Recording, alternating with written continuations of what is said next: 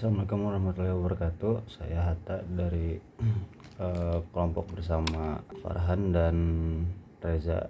Saya akan membacakan untuk naskah skema konsep Bandung Historical Building, The Majestic atau bioskop Majestic di Bandung. Gedung bioskop yang terletak di kota Bandung, Jawa Barat, dibangun pada masa kekuasaan Hindia Belanda.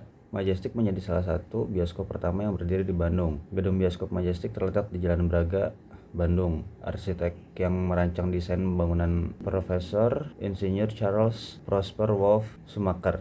Dibangun dengan berbalut gaya Art Deco yang pada era 1920-an menjadi tren arsitektur. Schumacher adalah sosok arsitek kondang yang melahirkan banyak karya di Bandung. Selain bioskop Majestic, ia juga membangun Gedung Asia Afrika, Gedung PLN, Masjid Cipaganti, dan Gereja Katedral. Salah satu fakta unik dari Gedung Majestic ini adalah salah satu bioskop yang membuktikan jika perfilman Eropa dan Amerika mendominasi sejak era Hindia Belanda adalah sering diputarnya film-film yang diproduksi oleh Metro-Goldwyn-Mayer atau MGM selama beroperasinya. Nah, gedung Majestic ini sudah mengalami beberapa kali alih fungsi dari sebelumnya. Gedung bioskop di tahun 2002 mengalami perubahan fungsi menjadi Asia Africa Culture Center atau AACC. Namun bangunan AACC ini dihentikan menyusul kasus meninggalnya 11 penonton dalam tragedi AACC 2008.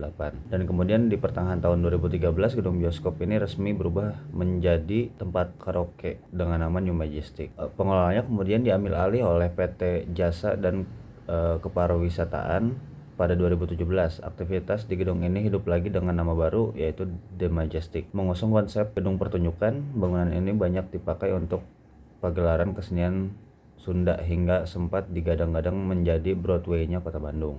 Nah, untuk storyline-nya sendiri, video ini dimulai dengan pembukaan dari pembawa acara yang berjalan dari kejauhan mendekati kamera, pengambilan angle dengan teknik panning dari kanan ke kiri dengan menggunakan dua kamera ketika pembawa acara menjelaskan sedikit banyaknya sejarah dari The Majestic, bertujuan untuk menghasilkan gambar yang tidak monoton. Kemudian disisipkan footage B-roll dari The Majestic, mulai dari arsitektur, mesin pemutar film yang terdapat di pintu masuk, dan lain sebagainya. Dilanjutkan dengan penggambaran secara verbal suasana The Majestic di masa kejayaannya.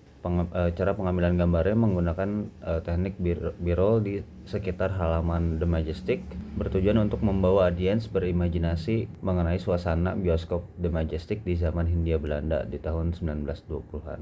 Di bagian akhir menunjukkan fungsi dari bangunan tersebut saat ini dan menjelaskan beberapa alih fungsi dari tahun 2002 sampai 2017. Rencana teknik-teknik yang digunakan itu diantaranya adalah tilt, panning, movement kameranya, dolly, following object, panning moving background, lalu dan dengan beberapa permainan angle seperti frog eye, full shot, long shot, medium shot, close up, high angle, dan eagle eye. Lalu selanjutnya untuk pembahasan di Kilometer 0 Bandung akan dibahas oleh Farhan dan Reza. Terima kasih. Kilometer 0 Bandung. Tugu yang terletak di Jalan Asia Afrika ini memang tak dapat dipisahkan dari sejarah berdirinya kota Bandung.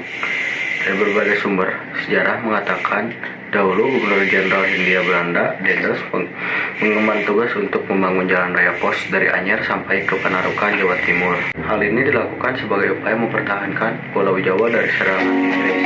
Meskipun hingga kini juga terkenang dalam proses pembangunan jalan ini memberlakukan kerja paksa hingga menewaskan banyak nyawa. Tahun 1810, Gubernur Jenderal Dendels bersama Bupati Bandung R.A. Wirantakusuma II berjalan-jalan ke sebuah lokasi yang akan dilewati untuk jalur pembangunan Jalan Raya Anyer Panarukan. Tiba-tiba sambil menancapkan tongkat, Dendels berkata, "Zo that als ik terugkom hier en dat in gebouw." Artinya, coba usahakan bila aku datang kembali di tempat ini telah dibangun sebuah kota.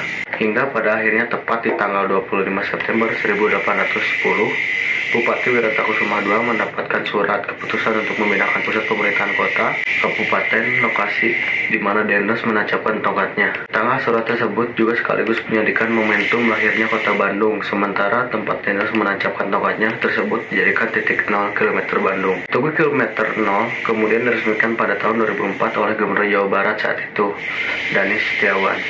Di tempat tersebut juga terdapat monumen mesin penggilingan Stonewall kuno yang disertai sebuah batu prasasti sejarah. Tugu dan monumen ini didedikasikan untuk rakyat Priangan yang menjadi korban pembangunan Jalan Raya Anyer Panarukan. Pada tahun 2016, Tugu kilometer 0 dipercantik dengan berbagai elemen estetis dan patung dada 4 tokoh di samping kiri dan kanannya. Keempat replika tokoh tersebut yaitu Ir Soekarno, Dendels, R.A. Wiratakusuma II, Mas Sutarjo, Karto Hadikusumo. Saya mau menjelaskan konsep storyline proyek pembuatan video tentang Tugu 0 km Bandung.